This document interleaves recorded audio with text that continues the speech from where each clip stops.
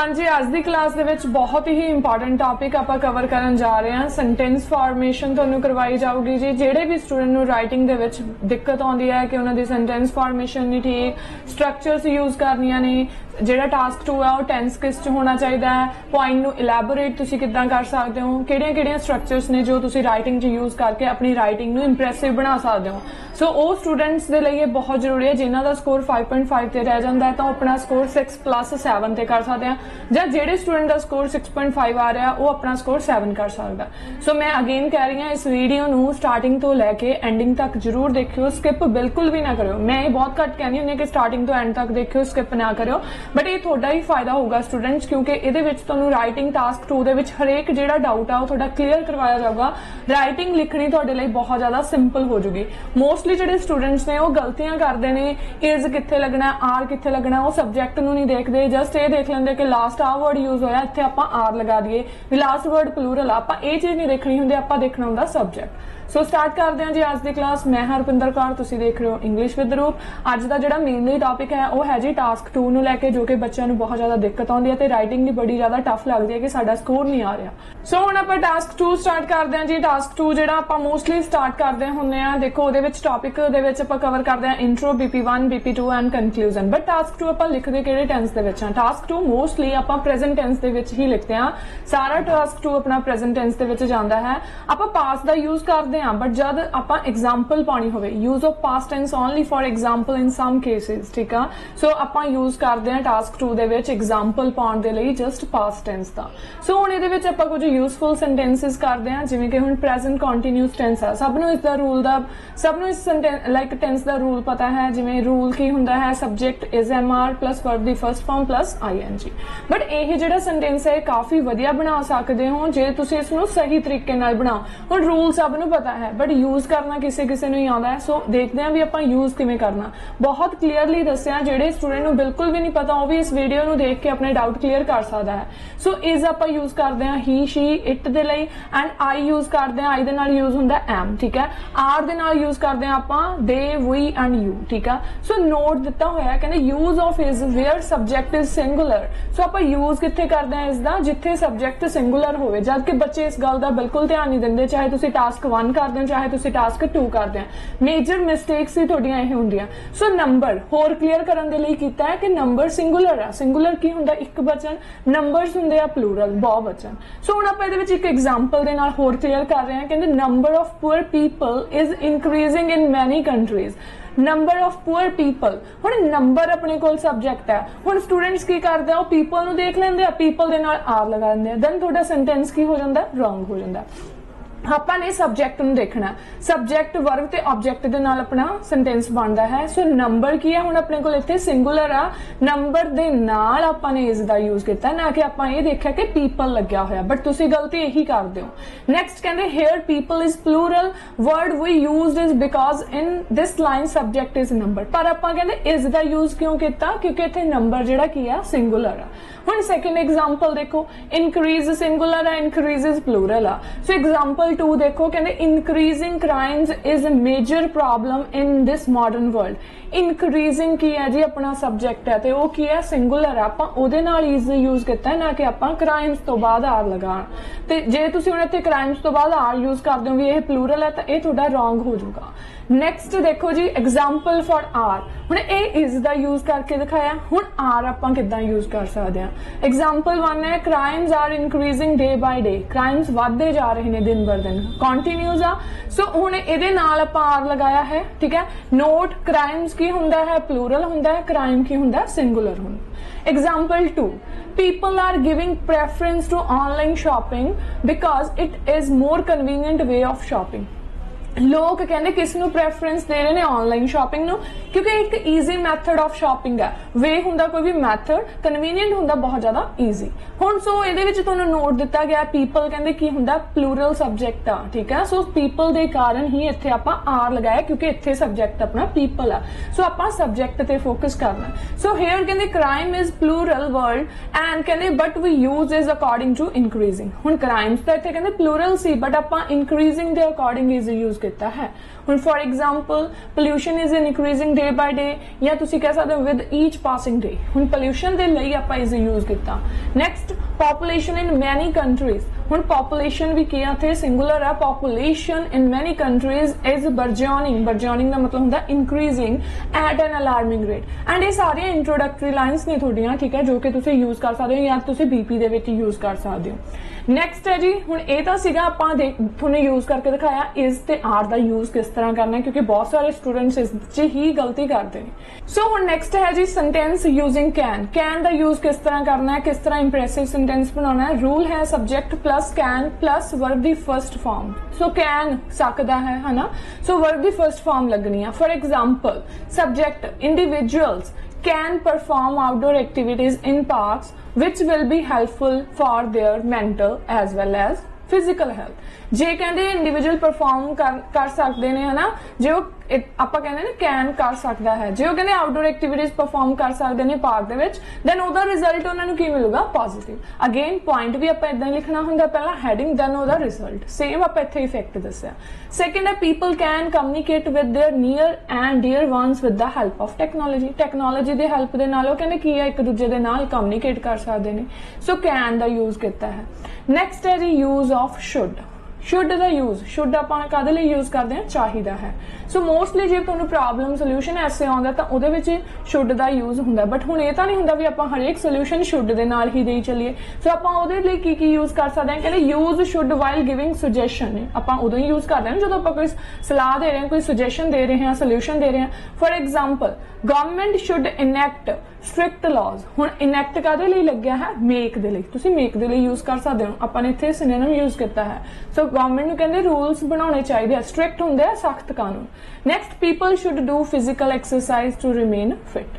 सो कहंदे उन्होंने की है फिजिकल एक्टिविटी या फिजिकल एक्सरसाइज करनी चाहिए है फिट रहने लई। हुण इह तां सारिआं नूं आउंदा हुंदा शुड दा यूज करना, बट हुण आपां रिप्लेस करांगे शुड दी जगह ते ought to and had better दे नाल। कहंदे use ought to and had better at the place of should while giving more suggestion.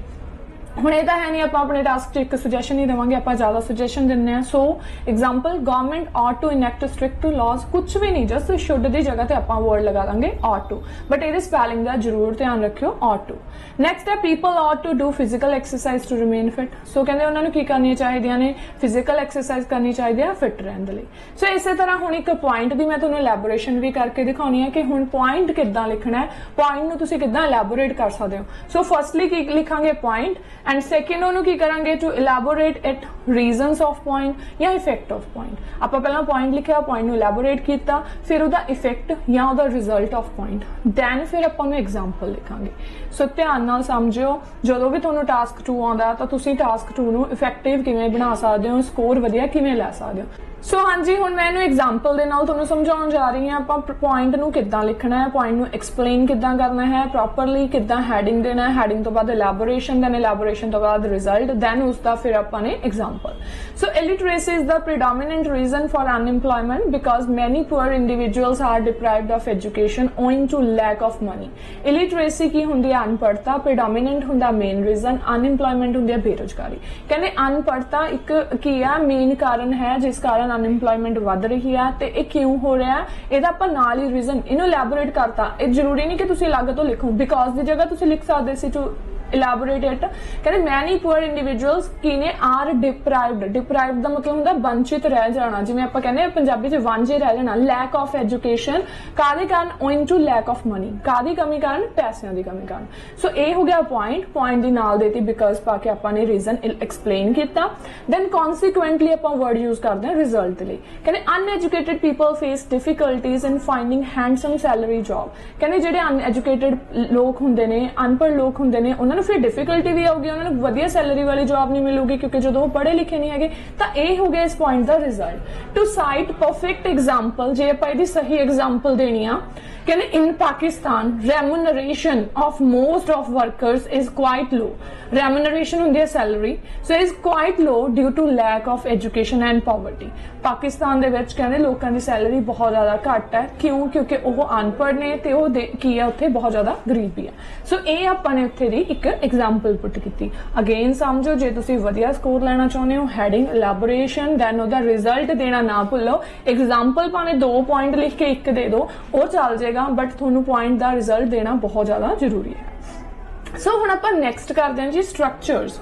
Structures जो कि तुहाडे राइटिंग नूं बहुत वधिया कर सकदे आ, इंप्रूव कर सकदे आ। First is not only but also.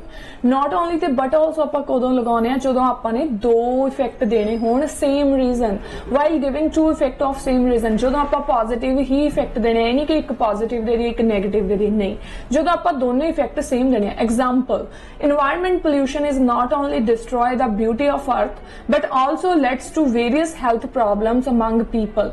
जिहड़ा एनवायरमेंट पोल्यूशन है कहते वो सिर्फ की नहीं कर रहा, अर्थ की ब्यूटी नूं ही डिस्ट्रॉय नहीं कर रहा, बट आल्सो कहते इहदे नाल बहुत सारियां हेल्थ प्रॉब्लम्स हो रही ने, लोग उस तो भी सफर कर रहे हैं। डिस्ट्रॉय हुंदा बर्बाद करना, ठीक है, एंड लेट्स टू क्रिएट मतलब कि उहदे नाल होर सारियां बीमारियां भी हो रही ने लोकां नूं। सो ये हो गया नॉट ओनली ते बट आल्सो, जदों आपां दोने ही नेगेटिव पॉइंट दिते। जे पॉजिटिव देने तां भी दोनों पॉजिटिव होने चाहिए आ। इसी तरह सेकंड एग्जांपल है कहते daily exercise is not only beneficial for physical health but also for mental health. Daily exercise करना सिर्फ बेनिफिशियल अपनी फिजिकल हेल्थ लिए नहीं होगा, प्लस कहते मेंटल दे लिए भी होगा। सो ये तुसी यूज कर सकते हो जो तुसी 2 इफेक्ट देने होण सेम रीजन, ठीक है। सेकंड स्ट्रक्चर है जी वेदर और। अगेन ये स्ट्रक्चर्स बहुत ज्यादा जरूरी है, जो राइटिंग च यूज करोगे 7+ तक स्कोर लै सकते हो। रूल की है वाइल मेंशनिंग 2 ऑपोजिट साइड्स। जदों आपां 2 ऑपोजिट साइड्स नूं मेंशन करना होवे। Example, it is debatable issue among people whether online shopping is beneficial or not. Discussion both views, कोई debatable issue आ गया तो तुसी उत्थे सेम लाइन यूज कर सकते हो, जस्ट कंटेंट चेंज हो जाएगा। इत्थे ऑनलाइन शॉपिंग है, उत्थे तुसी स्टेटमेंट के अकॉर्डिंग लिख दोगे it is a debatable issue among people whether online shopping is beneficial और नॉट, क्योंकि वैदर ते और दा उत्थे यूज होंदा, बट इत्थे स्टूडेंट गलती कित्थे करदे आ, वैदर दे स्पैलिंग लिखण दे विच तुसी गलती करदे हो। सो वैदर दे स्पैलिंग हैगा WHETHER नॉट WEATHER। ਉਹ ਵੈਦਰ ਆਪਾਂ यूज करते ਹੁੰਦੇ ਆ ਵੈਦਰ ਦੇ ਲਈ, ਮੌਸਮ ਦੇ ਲਈ। ਨੈਕਸਟ ਐਗਜ਼ਾਮਪਲ ਹੈ ਜੀ people are divided on this thinking. ਕਹਿੰਦੇ ਲੋਕਾਂ ਨੂੰ ਲਾਈਕ ਆਪਣੀ ਥਿੰਕਿੰਗ ਨੂੰ ਇਸ ਤਰ੍ਹਾਂ ਡਿਵਾਈਡ ਕੀਤਾ ਹੈ whether plastic should be ban or not, ਕਿ ਪਲਾਸਟਿਕ ਬੈਨ ਹੋਣੀ ਚਾਹੀਦੀ ਹੈ ਜਾਂ ਨਹੀਂ। ਅਗੇਨ 2 ਟੌਪਿਕ ਨੇ ਵੀ ਜਿਹਦੇ ਵਿੱਚ ਇੱਕ ਡਿਬੇਟ ਹੋ ਰਹੀ ਹੈ ਵੀ ਕੁਝ ਲੋਕ ਇਸ ਤੇ ਆਰਗੂ ਕਰ ਰਹੇ ਆ, ਦੂਸਰੀ ਸਾਈਡ ਇਸ ਤੇ ਆਰਗੂ ਕਰ ਰਹੇ ਆ। ਸੋ ਬਹੁਤ ਵਧੀਆ ਤੁਸੀਂ ਇਹ ਲਾਈਨ ਯੂਜ ਕਰ ਸਕਦੇ ਹੋ। ਅਗੇਨ ਕੰਟੈਂਟ ਚੇਂਜ ਹੋ ਜਾਊਗਾ। ਨੈਕਸਟ ਹੈ ਜੀ sentence using if conditional statement. So बहुत ईजी है जी कंडीशनल सेंटेंस बनाना। की हुंदा इहदे विच इफ प्लस प्रेजेंट आ जाएगा टेंस, देन उस तो बाद आ जाएगा जी तुहाडा फ्यूचर टेंस, ठीक है। इफ तो बाद प्रेजेंट टेंस तो बाद comma then future tense. Simple rule है while mentioning action and effect of any point. जदों तुसीं एक्शन दसना भी जेकर आपां इदां करांगे देन ओहदा रिजल्ट की होगा भी इस ओहदा रिजल्ट ए पहूगा, मतलब कि विल च। ग्रामर रूल किया if plus simple present tense and कॉमे तो बाद आ जाऊगा फ्यूचर टेंस। जे तुसी कॉमा नहीं लगाना देन दा यूज कर दोगे। So use one from then and comma, इको ही यूज करना आपां, या तो देन दा या फिर कॉमा दा। जे देन लगाता फिर कॉमा नहीं लगाना, जे कॉमा लगाता तो देन नहीं लगाना। सो हुण इहदी एग्जांपल देखते हैं जी, आपां इहदी एग्जांपल किवें पुट डाउन करांगे। फर्स्ट एग्जांपल देखते हैं, कहंदे if student study in their early age. जेकर बच्चे अपनी अर्ली एज च स्टडी कर लेंदे आ वधिया, then they will gain success in their upcoming life. कॉमे तो बाद आपां की दसता रिजल्ट दसता भी ओहदा रिजल्ट की मिलूगा, वो सक्सेस होणगे अपनी आउण वाली लाइफ दे विच। सेकंड है if people stop using plastic then earth will become more beautiful. जे लोग प्लास्टिक का यूज करना छड्डदे आ, कहंदे नहीं यूज करनगे, देन ओहदा रिजल्ट की होगा अपना जिहड़ा अर्थ आ होर वधिया हो जाऊगा। सो यही हो गया इफ प्लस प्रेजेंट, कॉमे तो बाद आ गया जी फ्यूचर। सिंपली तुसीं यूज कर सकते हो, कोई ज्यादा हार्ड एंड फास्ट रूल नहीं हैगा। Next is although and yet. So although and yet, ठीक है। रूल किया वाइल मेंशनिंग 2 ऑपोजिट साइड्स। जो आपने 2 ऑपोजिट साइड्स नु मेंशन करना है। Example although there are number of advantages of this problem, comma ਕਾਹਦੇ ਲਈ ਲੱਗਿਆ ਇੱਥੇ yet, mostly ਆਪਾਂ although ਦੇ ਨਾਲ comma ਦਾ ਹੀ use ਕਰਦੇ ਹਾਂ।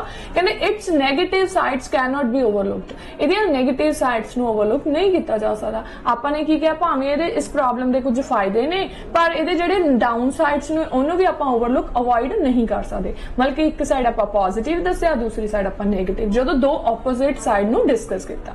ਸੋ ਹੁਣ ਇਹਦੀ next example ਦੇਖਦੇ ਹਾਂ ਜੀ। next example सेम although ਤੇ yet ਦੇ ਨਾਲ ਕੀ ਬਣੂਗੀ, although pollution is increasing day by day, comma it can be decreased by making strict regulations। ਕਹਿੰਦੇ ਭਾਵੇਂ pollution ਵੱਧਦਾ ਜਾ ਰਿਹਾ, although ਹੁੰਦਾ ਭਾਵੇਂ ਕਿ, ਪਰ ਕਹਿੰਦੇ ਇਹਨੂੰ solve ਕੀਤਾ ਜਾ ਸਕਦਾ ਹੈ strict regulations ਦੇ ਨਾਲ, rules and regulations ਦੇ ਨਾਲ। ਸੋ ਤੁਸੀਂ ਵੀ ਇਦਾਂ ਦੇ sentence use ਕਰਕੇ ਆਪਣੀ writing ਨੂੰ impressive ਬਣਾ ਸਕਦੇ ਹੋ। ਅਗੇਨ ਕਹਿ ਰਹੀ ਹਾਂ, ਬਹੁਤ ਜ਼ਿਆਦਾ ਇੰਪੋਰਟੈਂਟ ਵੀਡੀਓ ਹੈ, ਬਹੁਤ ਜ਼ਿਆਦਾ ਯੂਜ਼ਫੁਲ ਹੋਗੀ ਜੇ ਤੁਸੀਂ ਇਹ ਸਟਰਕਚਰ ਦਾ ਯੂਜ਼ ਕਰਦੇ ਹੋ।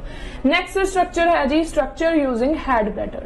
ਸੋ ਰੂਲਸ ਕੀ ਨੇ had better ਨੂੰ ਯੂਜ਼ ਕਰਨ ਦੇ, had better plus verb the first form, don't use to after had better, to the use नहीं करना, had better to नहीं लगाना तुसी, use had better at the place of should while giving suggestion। so should ਦੀ जगह ਤੇ use करना है but ਆਪਾਂ ਨੇ ਇਹਦੇ ਨਾਲ to ਦਾ use नहीं करना, only had better होगा। for example, government had better make strict rules for decreasing number of road accident। so government ਨੂੰ ਕਹਿੰਦੇ ਚਾਹੀਦਾ ਹੈ ਜੇ strict rules ਬਣਾਉਂਦੇ ਤਾਂ ਇਹਦੇ ਨਾਲ ਕੀ ਹੋ ਜਾਣਗੇ, number of accidents ਕੀ ਹੋ ਜਾਣਗੇ, decrease, ਉਹਨਾਂ ਨੂੰ ਕਰਨਾ ਚਾਹੀਦਾ। again should ਦੇ ਲਈ ਹੀ use ਕੀਤਾ ਹੈ ਆਪਾਂ। so second example देखते हैं जी इसदी, government had better wide the roads for road safety। so government ਨੂੰ ਕੀ ਕਰਨਾ ਚਾਹੀਦਾ, ਕਹਿੰਦੇ road ਨੂੰ wide ਕਰਨਾ ਚਾਹੀਦਾ ਤਾਂ ਕਿ safety ਵੱਧ ਸਕੇ। ਨੈਕਸਟ ਹੁਣ ਇਹ ਸੀਗੀ ਆਪਾਂ ਸਟਰਕਚਰ ਕੀਤੀ had better ਦੇ ਨਾਲ। ਹੁਣ ਸਟਰਕਚਰ ਜੀ ਨਿਊ ਸਟਰਕਚਰ ਹੈ, ਮੋਸਟਲੀ ਸਟੂਡੈਂਟਸ ਨੇ ਨਹੀਂ ਕੀਤੀ ਹੋ ਬਟ ਅਗੇਨ ਇਹ ਵੀ ਬਹੁਤ ਵਧੀਆ ਸਟਰਕਚਰ ਹੈ। ਕੁਝ ਨਹੀਂ, ਤੁਸੀਂ ਸਟਰਕਚਰ ਨੂੰ ਧਿਆਨ ਚ ਰੱਖਣਾ, ਪਲੱਸ ਇਹ ਦੇਖਣਾ ਕਿ ਇਹਦੇ ਨਾਲ ਆਪਾਂ ਨੇ ਕਿਹੜੀ ਵਰਬ ਯੂਜ਼ ਕਰਨੀ ਹੈ। Structure using with the view to, start ਕਿੱਦਾਂ ਹੋਊਗੀ, ਰੂਲ ਹੈਗਾ ਜੀ while giving suggestion to solve any problem, ਜਦੋਂ ਵੀ ਤੁਸੀਂ ਕਿਸੇ ਵੀ ਪ੍ਰੋਬਲਮ ਨੂੰ ਸੋਲਵ ਕਰਨ ਦਾ ਸੋਲੂਸ਼ਨ ਦੇਣਾ ਹੈ। So with a view to plus verb ਦੀ first form plus ing, then ਆਪਾਂ ਕੀ यूज करांगे शुड ਦਾ, क्योंकि ਆਪਾਂ ਸੁਜੈਸ਼ਨ ਦੇ ਰਹੇ ਹਾਂ। ਸੋ ਐਗਜ਼ਾਮਪਲ ਹੈ with a view to reducing poverty, government should provide job opportunities. ਜੇਕਰ ਕਹਿੰਦੇ ਗਵਰਨਮੈਂਟ ਚਾਹੁੰਦੀ ਆ, ਕਹਿੰਦੇ ਵੀ ਕੀ ਕਰਨਾ ਚਾਹੀਦਾ ਜੇ ਪਾਵਰਟੀ ਘਟੂਗੀ, with a view to reducing poverty ਨੂੰ ਘਟਾਉਣ ਦੇ ਲਈ ਗਵਰਨਮੈਂਟ ਨੂੰ ਕੀ ਕਰਨਾ ਚਾਹੀਦਾ ਜੀ, ਜੌਬ ਓਪਰਚੁਨਿਟੀਜ਼ ਪ੍ਰੋਵਾਈਡ ਕਰਨੀਆਂ ਚਾਹੀਦੀਆਂ। ਸੈਕੰਡ ਹੈ ਜੀ with a view to remaining fit people should follow healthy diet. So ਕਹਿੰਦੇ ਜੇ ਉਹ ਹੈਲਦੀ ਡਾਈਟ ਫੋਲੋ ਫਿਟ ਰਹਿਣ ਦੇ ਲਈ ਕਹਿੰਦੇ ਉਹਨਾਂ ਨੂੰ ਕੀ ਕਰਨਾ ਚਾਹੀਦਾ ਹੈ, ਹੈਲਦੀ ਡਾਈਟ ਫੋਲੋ ਕਰਨੀ ਚਾਹੀਦੀ ਹੈ। ਠੀਕ ਹੈ ਫਰੈਂਡਸ, ਇਹ ਸੀਗੀਆਂ ਕਾਫੀ ਸਾਰੀਆਂ ਸਟਰਕਚਰਸ, ਰੂਲਸ, ਸੈਂਟੈਂਸ ਫਾਰਮੇਸ਼ਨ। ਸੋ ਆਪਾਂ ਕਾਫੀ ਸਾਰੇ ਟੌਪਿਕ, ਕਾਫੀ ਸਾਰੀਆਂ ਇੰਪ੍ਰੈਸਿਵ ਲਾਈਨਸ ਕਾਊਂਟ ਕੀਤੀਆਂ। ਅਗਰ ਤੁਸੀਂ ਇਹ ਯੂਜ਼ ਕਰਦੇ ਹੋ ਤਾਂ ਤੁਹਾਡੀ ਰਾਈਟਿੰਗ ਬਹੁਤ ਵਧੀਆ ਹੋ ਸਕਦੀ ਆ।